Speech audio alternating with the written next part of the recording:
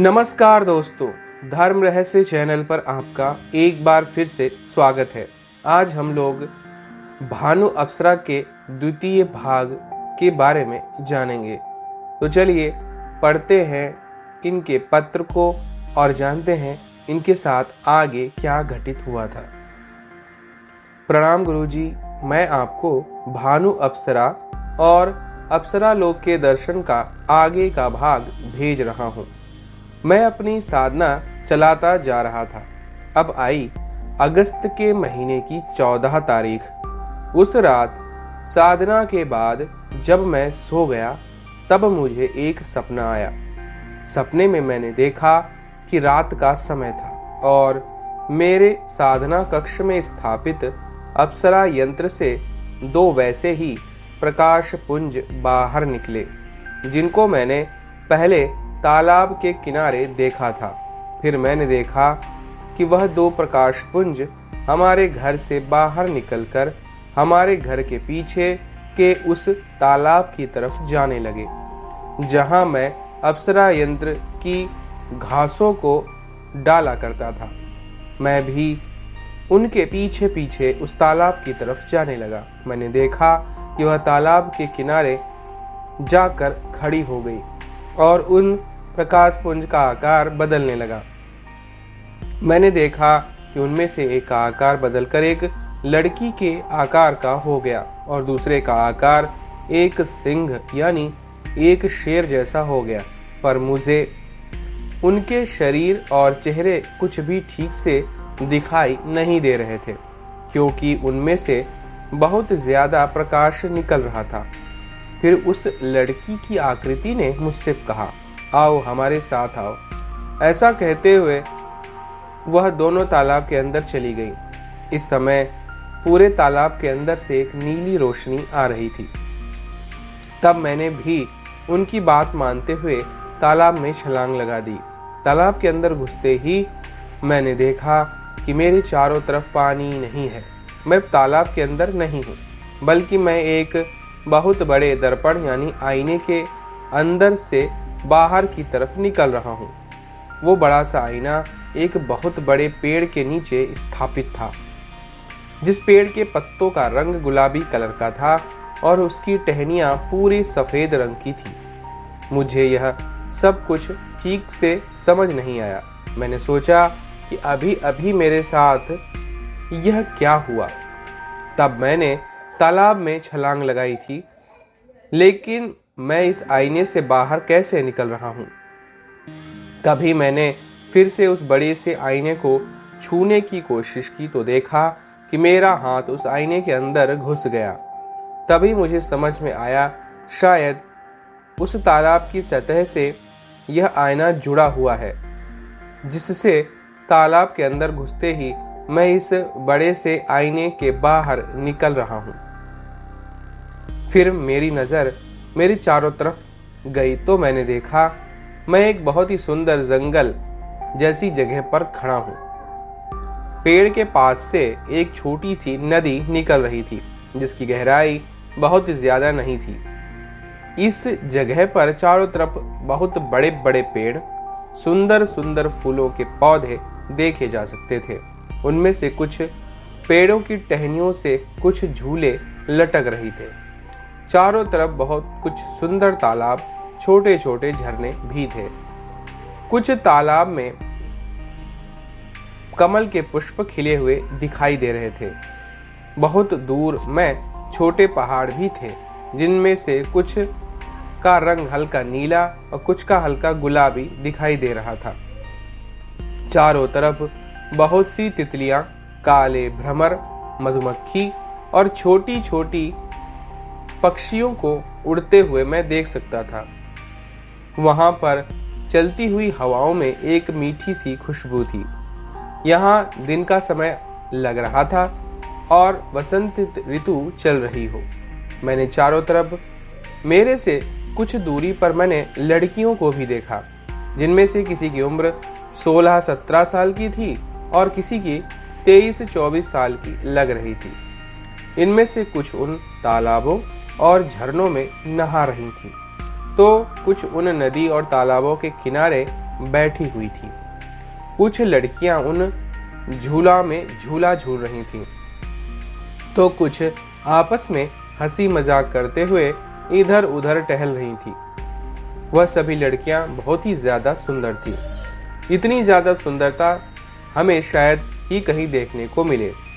मैं उन सभी से कुछ दूरी पर था, इसलिए वह मुझे नहीं देख पा रही थी। यह सब कुछ था तो सिर्फ एक सपना, पर लग रहा था जैसे मेरे साथ सच में घटित हो रहा है। कुछ देर बाद मुझे अपनी दाहिनी तरफ से कुछ लड़कियों की आवाज़ सुनाई दी, जो मुझे बोल रही थी, तो आखिरकार तुम यहाँ आ ही गए। उनके अचानक ऐसे बोलने से मैं चौंक गया और जल्दी से अपनी दाहिनी तरफ मुड़ा तो देखा मुझसे कुछ ही दूरी पर 7 लड़कियां थीं, जो चलते हुए मेरी तरफ आ रही थी। वो 7 की 7 लड़कियां बहुत ही सुंदर थीं। उनकी उम्र 18 से 22 वर्ष के बीच की होगी। उनमें से कुछ ने साड़ी पहनी थी, तो कुछ ने किसी अलग तरह का कपड़ा पहना हुआ था, जिनके नाम मैं जानता ही नहीं। वह सब मेरे पास आकर खड़ी हो गई। मैं उनसे कुछ पूछ पाता उससे पहले ही उनमें से कुछ ने मेरा हाथ पकड़कर खींचते हुए और कुछ ने मुझे पीछे से धक्का देते हुए पास ही पड़े हुए एक बड़े से पत्थर के ऊपर बिठा दिया। फिर तो वो सब मेरी चारों तरफ बैठ गईं। वह सब हंसते हुए मुझसे बोली, तुम्हारा यहाँ पर स्वागत है। मैंने सबसे पूछा कि आप लोग कौन हैं, यह जगह कौन सी है और मैं भला यहाँ कैसे पहुँच गया। तब वह सभी लड़कियाँ हंसते हुए बोली, नहीं नहीं, हम तो तुम्हें कुछ नहीं बताएंगे। तुम एक साधक हो ना, तो खुद ही सोच कर बताओ हम लोग कौन हैं। ज़रा हम भी तो देखें कि साधक महाराज में कितनी समझ है। मैं बोला कि मुझे सच में कुछ भी समझ में नहीं आ रहा। तब वह लोग बोली, तो ठीक है, हम ही समझा देते हैं। फिर अचानक वह सब जोर जोर से हंसते हुए मुझे चारों तरफ से गुदगुदाने लगी। उनके ऐसा करने से मैं अपनी हंसी रोक नहीं पाया और हंसते हुए पत्थर से नीचे गिर गया। लेकिन वह सब तब भी मुझे गुदगुदाना नहीं छोड़ रही थी और मैं हंसा जा रहा था। हंसते हंसते मेरी हालत खराब हो गई थी। तब ही मुझे एक सिंह यानी शेर की बहुत जोर से दहाड़ने की आवाज़ सुनाई दी, जैसे वह हमारे ठीक पास ही खड़ा हो। उस आवाज़ के होते ही उन लड़कियों ने मुझे छोड़ दिया और उठकर खड़ी हो गई। फिर जब मैंने अपने सामने देखा तो पाया कि मेरे सामने एक बहुत सुंदर लड़की खड़ी हुई थी। उसके साथ उसके ठीक बाजू में एक बड़ा सा शेर खड़ा था। उसकी उम्र 23 से 24 वर्ष की लग रही थी। उसका सुंदर गोल सा चेहरा था और वह बहुत ही गोरे रंग की थी।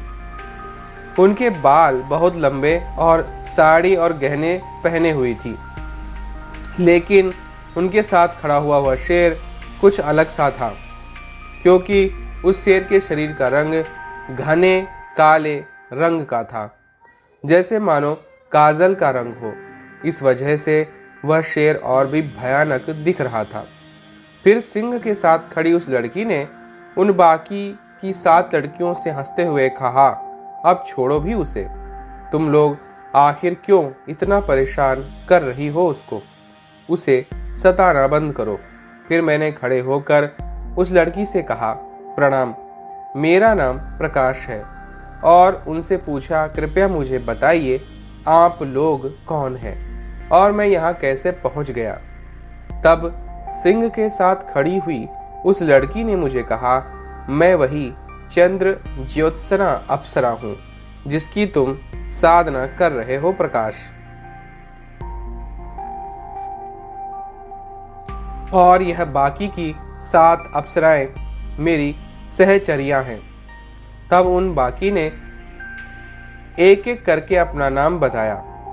उनके नाम कुछ इस प्रकार से थे, चंद्रा, चंद्रिका, चंद्र अवंतिका, चंद्र कौमारिका, चंद्रकला, चंद्रप्रभा, चंद्रदेहा। यह जानकर कि वह सब अप्सराएं हैं, मुझे समझ नहीं आया कि क्या करना चाहिए। तो मैंने उन चंद्र ज्योत्सना अप्सरा देवी के चरणों में गिरकर उन्हें प्रणाम देवी ऐसा कहते हुए प्रणाम किया। मुझे ऐसा करते देख वह अप्सरा देवी हंस पड़ी और मुझे ऊपर उठाया। फिर मुस्कुराते वह मुझे कहने लगी, तुम तो मेरे प्रेमी हो और एक प्रेमी के लिए अपनी प्रेमिका को ऐसे प्रणाम करना क्या उचित है? कृपया फिर से ऐसा मत करना प्रकाश। यह बात बोलते हुए उन्होंने मेरे ललाट पर प्रेम से चुंबन कर दिया। फिर इस जगह के बारे में उनसे पूछने पर उन्होंने कहा कि यह हमारा लोक है, अप्सरा लोक। हम सब यहीं निवास करते हैं और मैं यहीं तुम्हें लाई हूँ। उनके ऐसा बोलने पर मैं थोड़ा घबरा गया। मैंने उनसे पूछा कि क्या मतलब मैं स्वर्ग में हूँ, पर मैं यहाँ कैसे आ सकता हूँ? मैं तो अपने घर में सो रहा था, कहीं मैं सोते सोते मर तो नहीं गया। मेरी यह बातें सुनकर वह सभी जोर जोर से हंसने लगी। मैंने घबराते हुए उनसे बोला, कृपया मुझे अपने लोक में वापस जाने दें। और मैंने उस आईने से दाहिनी की तरफ भागना शुरू किया ताकि मैं वापस लौट सकूं। वह सभी हंसते हुए मुझे रुकने को बोल रही थी, पर मैंने किसी की भी नहीं सुनी। फिर मैं जल्दबाजी में उस बड़े से आईने के अंदर घुसने की कोशिश की, लेकिन घुस नहीं पाया और उस आईने से टकरा कर मैं जमीन पर गिर पड़ा। उसी समय मेरी नींद टूट गई और देखा कि मैं अपने साधना कक्ष में जमीन पर सो रहा था और यह जो सब कुछ हुआ वह बस एक सपना था। इस समय घड़ी में सुबह के 6 बज रहे थे। मैं अपने अनुभव के बाकी का भाग आपको भेज दूंगा। प्रणाम गुरुजी। तो देखिए, इस प्रकार से उनको यहाँ पर साधना के माध्यम से और स्वप्न के कारण अप्सरा लोक के दर्शन हुए। अब आगे क्या घटित हुआ यह अब अगले पत्र में हमें जानने को मिलेगा। तो अगर आज की कहानी और इनका यह अनुभव आपको पसंद आया हो, लाइक करें, शेयर करें, सब्सक्राइब करें। आपका दिन मंगलमय हो। धन्यवाद।